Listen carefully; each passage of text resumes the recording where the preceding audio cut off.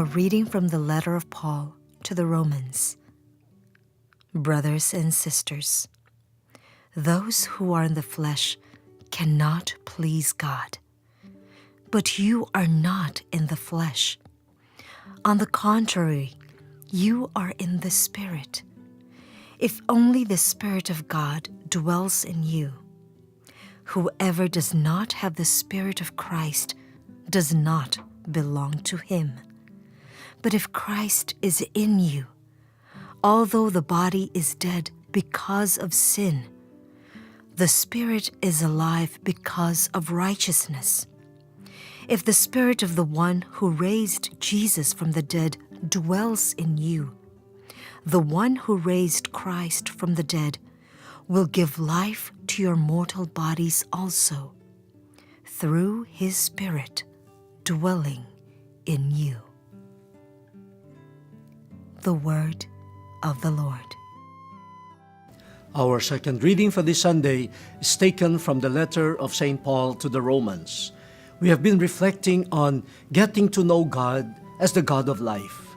And in the first reading from the prophet Ezekiel, we see how God reveals God's self to an unfaithful people in exile by restoring life to them. First, by taking them out of the graves of their shame and sin. Second, by giving them the Holy Spirit, by which they would live a new life. And third, by restoring them to their land, the land that God had given to them. A holistic way of restoring life to an unfaithful people. The God of mercy and compassion is a God who restores life. In the second reading, the picture is completed in the image of the resurrection from the dead. God is revealed as the God of life in the resurrection from the dead of Jesus Christ. Only God can raise the dead back to life, because God is the author of life, the sustainer of life, and the restorer of life. This is part of our confession of faith.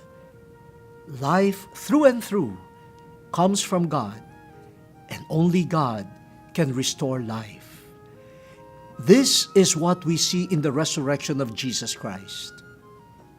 St. Paul affirms that Jesus was raised back to life by the Father through the Holy Spirit.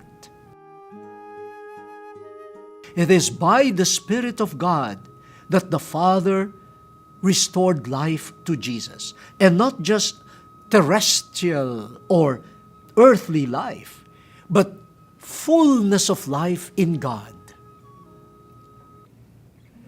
Now, we are told that what happened to Jesus will also happen to our mortal bodies.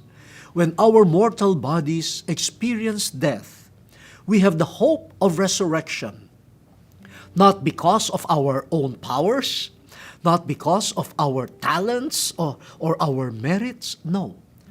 Only God can restore our mortal bodies back to life, to divine life, as it were, a sharing in divine life, because of the Holy Spirit, the same Spirit promised by Ezekiel, to the people Israel. So there is a consistency. God is the God of life by giving us the Spirit. But St. Paul, aside from affirming this faith in God, who gives the Spirit as the principle of our resurrection from the dead, imposes on us also a responsibility. Even now here, let us not wait for death and the prospect of resurrection. Even now, we should live by the Holy Spirit. We should die to sin now. We should experience death now. But what type of death? Death to sin. The sinful person must die. And we should live not anymore by sin. We should not be dictated by sin. Our thoughts, our energies, our choices, our lives should not be dictated by the flesh, by sin. Instead, it is the Holy Spirit given to us already by the risen Lord that should inhabit us and should be the guiding principle of our lives.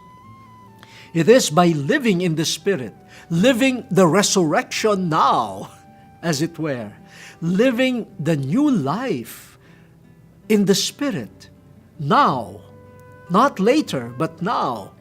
This will make people realize that we belong to Christ. This is a beautiful message. How will people know God? Through the life that He gives. And we will be, for the world, the manifestation of the resurrection of Christ. If we live by the Spirit, people will know, this one is a disciple of Christ. This one is a friend of Christ. This one already lives the resurrected life that Jesus has won for all of us. So, let the world know who God is by our lives. Lives led in the Holy Spirit, the same Spirit that brought Jesus to the resurrection.